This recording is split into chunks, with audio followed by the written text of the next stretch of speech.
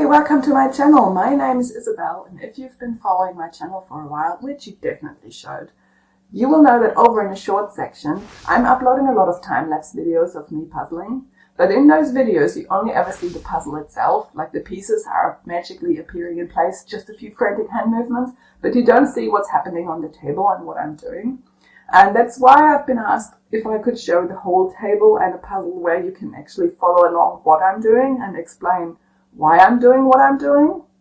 And that's what we're going to do today. So here's a reaction video. I didn't think I would do a reaction video anytime soon, but I'm reacting to my own content, explaining what I'm doing. And yeah, that's today's video. Enjoy!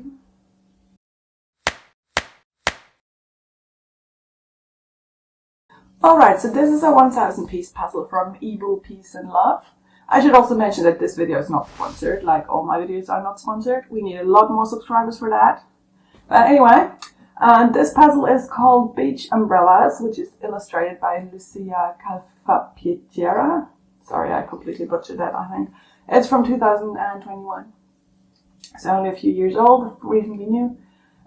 Because I'm right-handed, I tend to tip all of the pieces onto the right side of the table. So the pieces go on the right, and then the puzzle goes on the left. I'm not sure if it's the ideal way of doing that, but it works for me, so that's what I'm doing. So I don't tip them in the middle, I tip them to the right side. And this is where we're going to start the video. Bear with me, I'm new to this reaction thing. Alright, let's go. Alright, so in the beginning I'm flipping all of the pieces over and start sorting a few bits out. So I've got the edge lying on the bottom left corner and then some beige pieces. And yeah, just flipping everything one after the other. I have to say I'm not very good at sorting out the edge, especially not if I'm sorting out something else as well. So if I'm sorting color and shape at the same time, it's a bit much for me. So my edge is almost never complete in the initial flip. So I try not to put the edge together in the beginning because there's always pieces missing. So yeah, it will cost me precious time if I try to put the edge together if it's not complete. So next to the beige pieces, I also have some blue and white striped pieces that I'm putting on top, and now some red and white striped pieces as well. Cool, flipping's done, so I'm pushing all the pieces aside a little bit, starting with the red and white ones. So the red and white turns out to be an umbrella, but then also a chair, so it's two different types, and then there's some other little stripes. Then going on with the blue stripes, which is the beach house as my background. And because the beach houses edge onto the edge, or onto the edge, I've decided then to do the edge, which is probably not a good idea because it's never complete with me. But yeah, so putting the edge together, you can see that I'm struggling quite a bit on the edge. But yeah, there's a lot of blue, which is the sky, which is the water, and then also the tree in the corner. Putting the plate together. Yeah, alright, we're getting there. Edge takes forever, which is a bit embarrassing. Yeah, you know what I mean. Okay, we also still have the beige to go, which is going to come after the edge, I'm sure. Getting the tree. This takes so long, and it's embarrassing if you watch your own things and then figure out afterwards how embarrassingly long it takes. Here, the sky, and finally the tree in the corner. Oh my god. Come on, you can do better. So the dark green is the palm leaf, and the lighter green is the tree in the corner. Here we go. Can you see how many gaps there are in the edge? Embarrassing. Okay. The beige pieces are also from two different places. So that is the label of the wine bottle, and then this is the bread in the corner. So two different, but they are really distinct, so I thought it was really easy to take them out. Okay, so all my initial piles are done. And yep, so here we go. So now I'm just digging around a little bit, trying to find some things that I know. And now you can see I'm starting to pull everything out that's red and orange. And of those things that are red and orange, and orangey red, and all of this kind of shade, everything that I find that I know where it goes, I immediately put where I think it goes. And everything that I don't immediately know where it goes, I just put on a pile on the bottom. I call this picking out the knowns. So you kind of just pick through and see if there's anything you know where it goes, either because it's really obvious from the picture where it goes, or because it's an area you worked on before, like the umbrella or the corner or the bread or like the stripes, something that you haven't worked on before. So I've picked all of that. The problem is with picking out the knowns is that you lose yourself in that and you're starting to procrastinate on that. So you need to make sure you don't do that for too long. And it's definitely better to move on sooner rather than later. So I picked out all the orange ones, and then I'm trying to put together everything that I kind of can figure out from those orange ones, which are those buoys on the corner. They are really obvious. And all of the orange ones obviously come from a lot of different places. There's those eggs from the plate, and then a lot of them are shrimps. But the shrimps are also very placed. Those big ones, they're small ones. And yeah, the shrimp is not easy to do. And everything that's related to that plate really wasn't that easy to do. And the bread looks fairly complete in the wine bottle as well. When I was picking through the knowns, I started on those fish in the can, tin can. I never know what the difference between a tin and a can is, but the sardines in the tin. Alright, starting on the shrimp now. The shrimp have so many legs and also like, not whiskers, but you know what I mean, feelers. Like all of them look the same too, so they work quite hard. Well, for example, the pieces of tomato are really obvious. Also the blanket from that lady is obvious. So try to go with the ones that are the easiest to find. So we're nearly done with all the orange now. Yeah, last piece of orange there. Okay, so I'm picking through the knowns again a little bit. But yeah, trying not to do that too much because I know that's something I always do too much. So I need to kind of, try to limit that a bit. So I'm also simultaneously trying to sort out everything that's blue. So first I did orange, now I'm doing blue. So everything I pick out that's blue that I already know where it's going because it's part of like the water or something that on the image I can see where it goes. I immediately place geographically where it needs to go. Everything else I put on a pile. I'm trying also on the pile to pre-sort the pile into sky and into darker blue. I only later figured out that there are 3 areas of blue. So there's the sky, there's the water, and then there's the tablecloth or the table itself. I don't know, but the table. So there are 3 areas of blue. And yeah, so my pre-sorting is not very successful, but I was trying to put the sky on the left of the pile and the dark one on the right of the pile. But in the water there's so much going on, so it's kind of easy to work out where things are, and there's a lot of people there and a lot of things happening. So I focus on that mainly.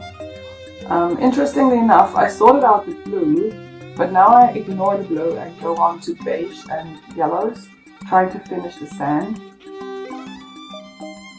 So sometimes it's a good idea if you have a lot going on just to sort out a big chunk of something that you don't want to work on, so just to have your remaining pile smaller. So I sorted out the blue, but now doing all the yellows. Trying to go on the sand.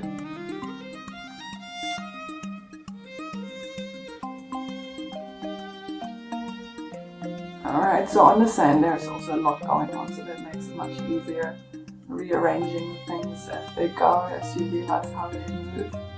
But also the plate's not finished yet, so I'm still going with that. Trying to finish all the eggs and the shrimp and these things.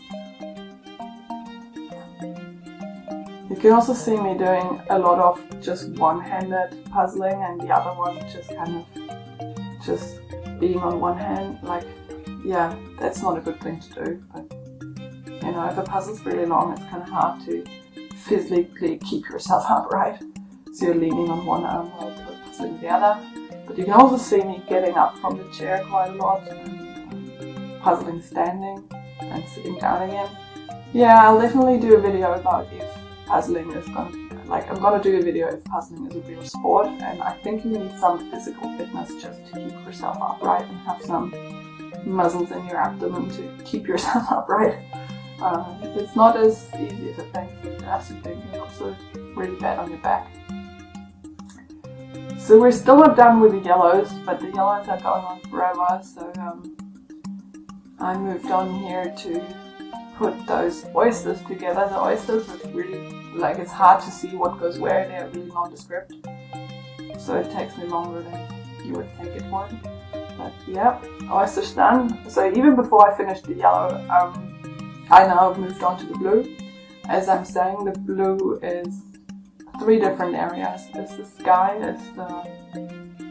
No, I thought I was going to blue. What am I doing now? I'm kind of going back and forth, because I think I'm just going through the nose again. Yeah, sky and water and a table. Picking through the nose in the blue pile. Trying to get that together. Luckily that puzzle is quite easy, there's a lot going on. So I'm picking out all the sky now, everything that borders to something. There are clouds and there's also 2 of the birds, seagulls. And going back to the plate, I'm just jumping back and forth between the blues. Like wherever I see something that I know where it's going. Like the birds are really easy, but then I found something from the egg and from the plate. So I'm jumping back and forth between the blues, but the table is now almost done. You can see there's a pile of sky and a pile of water. So now I've put all the waters onto the tray. So if I say tray, that's too much to say. It's just a cardboard. It's an A4 cardboard. And let's just say it's a tray.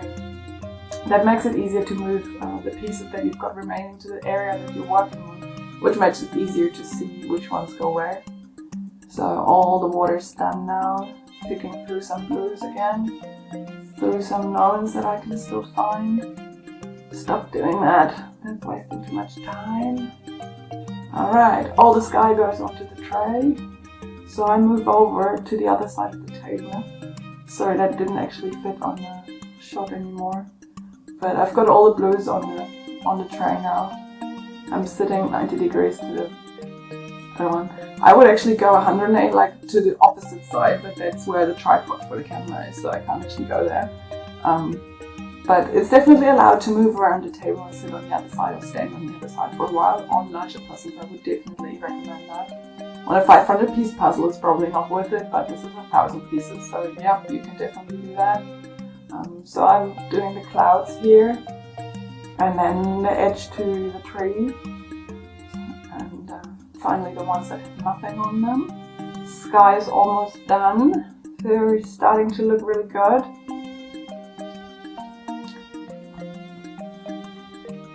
Okay. There's also some blue within the tree, so the tree has some holes.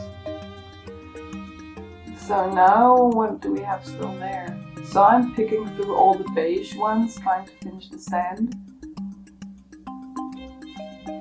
Like picking out some notes, but getting the beiges and the light greens out. So doing a last few bits and pieces here and there, picking the notes.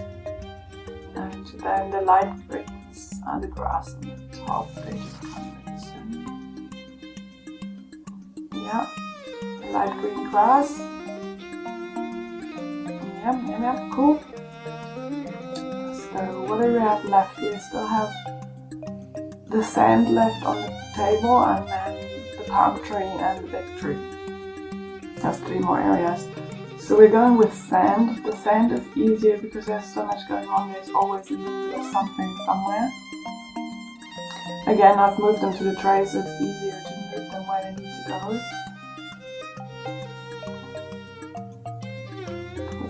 There, yes, nice. Moving to the palm tree, so the sand borders onto the palm tree, so this is kind of like an obvious connection. So into those green ones, there are lighter green ones that come into that corner that I just finished, and darker green ones are from the palm tree. So I put all of those on the tray.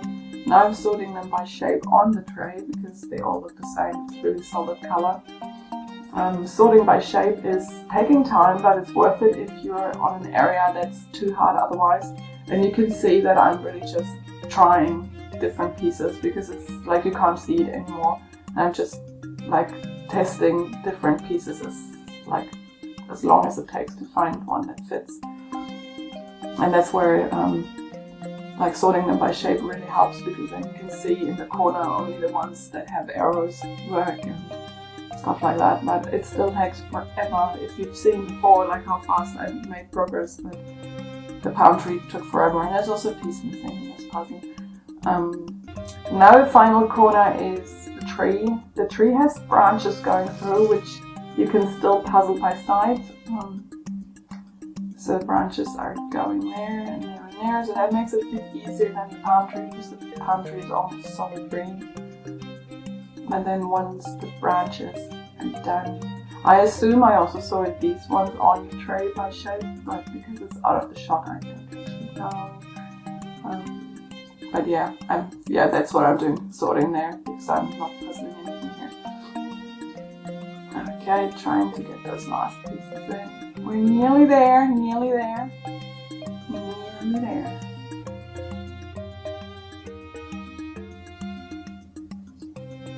And then just trying every piece until it fits. Oh, done! Cool! Yo, that was me solving a 1000 piece puzzle. In summary, my main strategy is to sort out the edge first and sort out something that is really, really obvious.